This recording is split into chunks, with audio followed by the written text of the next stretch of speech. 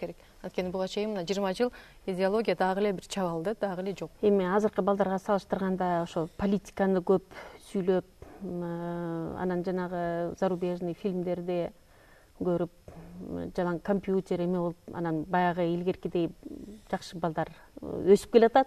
Но анын ичинен баары бир азыркы баягы мурункудай патриот балдар жок. Мен буга кошулбас элем. Мен да ушундай ойлонгондордун катарына кирчимин да. Көпчүлүк учурда биз өсүп келаткан жаш муундарды ай жаштар мурункудай болбой калды, ыйман кетти, булар деген башкача болуп калды деп көп айтат эмеспи? Бирок ошол эле учурда Кыргызстандын башына караң түн келгенде мына 90 жигит өзлөрүнүн өмүрүн кыйып бизге үлгү болуп кетишти. Мындайча айтканда үлгү көрсөттү. Алар эң ыйык, эң баалуу өзүнүн өмүрүн Кыргызстандын келечеги үчүн кыйышты. Аларды эч ким зордоп алып барган жок да ал жерге, туурабы? Алар көрүп атты, ок менен атып атты аларды. Алар көрүп атты, жанындагы жолдошторду кансырап курап өлүп атканын көрүп атты. Бирок ошого карабай Кыргызстаным үчүн, ушу Кыргызстанда бир өзү болсо экен деп, ошонун 90% жаштар болду. Байкап карасаңыз, жаштар. Ошон үчүн ойлонуп калам да, баары бир канчалык айтпайлы, ушул жаштарыбыздын генинде мамлекет, өлкө, элим деген бар экен да.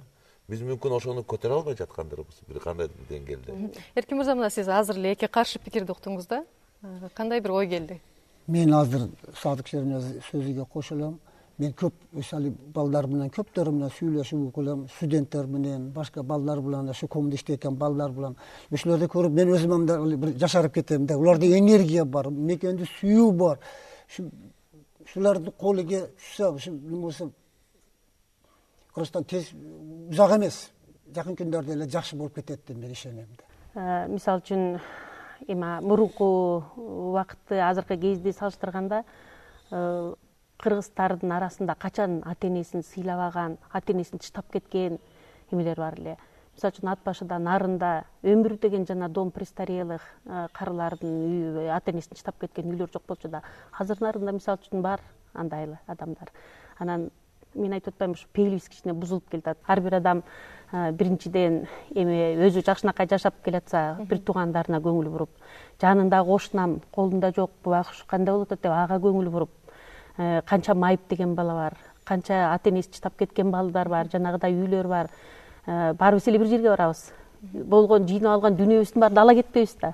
Ошон үчүн бул дүйнөдө мен ойлойм да, ошо көңүл буруп, менде болсо, элде да болсун дегендей бир жакшы эме болсо. Садык мырза, сиздин жообуңуз? Эми биз тилекке каршы коом өсөт экен да. Коом өскөндө кандайдыр бир терс көрүнүштөр дагы пайда болот экен да. Өтүү жөгүн ала турган болсок, могу азыркы 100 жылдын ичинде Кыргызстан кандай деңгээлге өскөнүн билесиз, туурабы? 100 жыл мурун Кыргызстан кыргыз эли болуп чыккандай, кандай жашаган, азыркы жакшы жактарын айта турган болсок. Бирок ошол жакшы жактар менен кошо сиз айткан терс көрүнүштөр да чыгат экен да. Бул экономикалык, базар экономикасы дейт экенбиз. Социологиялык бурулуштар. Биз коммунисттердин убагында өсүп калдык. Анда мамлекет баарына карап турчу социалдык жактан көз болуп. Азыр болсо башкача бир учурда, анын үстүнө могу 20 жылдын ичиндеги кыйсыпыр мезгилде кандайдыр бир руханий деңгээл түшүп кетти. Аны моюнга алышыбыз керек. Бирок эгерде сизге окшогон кишилер бар болсо, мына байке окшогон кишилер бар болсо, руханий жактан көтөрүп, могу элди туура потенциалы бар жаштарды, потенциалы бар экенин 7 апрель көрсөттү. Ошол потенциалды туура кармап биз алып кете турган болсок, анда Кыргызстан жакын арада болуп көрбөгөндөй өнүгүүгө жетет деген мен чоң ишенем. Ошол болуп көрбөгөндөй өнүгүү деген сөзүңүздөн улам да, мына азыр эң бай сөөлөтү саналган Американын тарыхына кайрылсак, ал жерде деле мына өткөн кылыптын 60-жылдары гана расизмге мыйзамдуу түрдө бөгөт коюлган да. Азыр мына өңүнө карабай, акпы карабы, Түндүк Штатынанбы, Түштүк Штатынанбы, баары тең баягы бир улут болуп, бири-бирине индеш болуп, баягы бир желектин астында желбиретип, баягы улут, баягы көп улуттуу бүтүн чоң мамлекет, бай мамлекет түзүлүп болуп турат да. Анан кыргыздарда болсо баягы Акаевдагы убагында Кыргызстан жалпыбыздын үйүбүз деген сөзү урааны чыгып, күлкү шылдыңга айланып, эми болсо мына жакында эле этностук саясат жана Кыргызстандын коомчулугун баш коштуруу концепциясы сунушталды. Сиздер анда мына азыр кандай бир сунушту айтат элеңиздер? Бул концепция иштейби, иштебейби, же болбосо сиздер башка бир жолун көрүп турасыздарбы? Ушундай биригүүнүн. Биз моюнга алышыбыз керек да, Кыргызстандын эгерде канча пайызын кыргыздар түсүп, канча пайызын башка улуттар түшкөндө, эгерде баарыбызды бириктирип, бирок ошол эле учурда Кыргызстан деген мамлекет болгондуктан, ошонун өзгөчө багытын эске алып, мамлекеттин, ошол эле биздин руханий туу болгон ошол эле манасыбызды, же болбосо мурункудан калган каада салтыбыз азыркы коомго кошо журулуш ала турган болсо, ошолорду дагы туура түшүнүп, же болбосо маданият жаатында илгертен келе жаткан биздин кыргыз элинин өнөрлөрү ошого журулуша турган болсо азыркы заманга ылайык.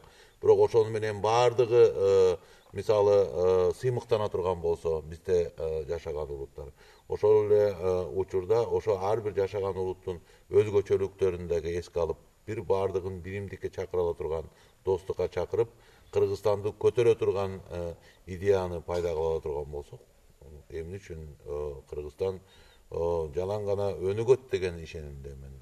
Жана ал өнүгөт, себеп дегенде эл бар, бизде канчаны басып өткөн тарых бар. Жана да бир айтып кое турган нерсе, Советтер Союзунун ичинде мисалы Грузия, Литва, же болбосо Армения деген чоң республикалар. Булар моногамдуу республика болуп келишти. 99% бир улуттан турган республикаларда. Ошонун ичинде Кыргызстан дайыма өзүнүн меймандостук жана улуттар арасындагы толеранттуулук деп коебуз, ынтымакты сактап келген өлкө. Керек болсо Советтер Союзу ураганда дагы көпчүлүк өлкөлөрдө жаңжал чыкты улут аралык. Кыргызстанда андай жаңжал чыккан эмес. Улут аралык жаңы урап атканда Союз. Бул биздин ушу өлкөнүн биримдиги бар экенин белгиси да. Ушуну биримдикти эске алып, достукту эске алсак, биз албетте өнүгүүгө сапар коебуз. Туура эле жолдо баратабыз. Анан эми кичинекей бир факт айтып кетким келет да. Азыр мынакей 17 шаарга мэр шайлангандан дагы эле карасаң, дагы эле бир улуттуу болуп атат. Ошонун ичине мындай кичине аралаштырып, админ опытта мындай эме кылса жакшы эле болот эле. Андай байганда сыртынан ошого баратабыз, биз ушинтип бириккен табыз деген менен иштен андай болбойт абы? Көпчүлүк айтып коет, бир талап айтып коет, демократия элди бузду деп коет. Бирөө айтат, демократия бул жакшы нерсе, демократия башка нерсе деп. Менимче ушу Кыргызстан үчүн ушу демократия менен ушу бул улуттук бир идеологияны ушу алып келип туруш, улуттук идеологияга ушуну бойсундуруп коюш керек. Ушу өзгөчөлүктөрүнү биз улутту, ошо кыргызстандыктарды бардыгын. Ошондо болобу экен деп, демократия деп туруп эле өзүңүздүн салттарды, кадамаларды унутуп койсо, менимче ошо кадр маселеси дагы чечилиш керек да. Мына бир укук коргоочу бала, правозащитник бала айтып калды. Сотко коелу десек, өзбек улутундагы сот балдарыбыз жок.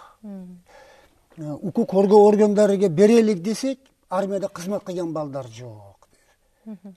Демек, ушу укук коргоо кириш үчүн служба кылыш керек болуп атат. Проблема өздөн өзү чыгып атат, муну чечиш совсем башка вопросто туруп атат да. Буга биз коом каршы турушубуз керек да. Кантип ошол каршы туруш керек? Азыр эле олтурабыз мына жаңы таанышып. Эгерде ушундай көрүнүштөр болсо, ошону айтып чыгыш керек да. Ачык айтып чыгыш керек. Айтылыш керек да, бул нерсе айтылыш керек.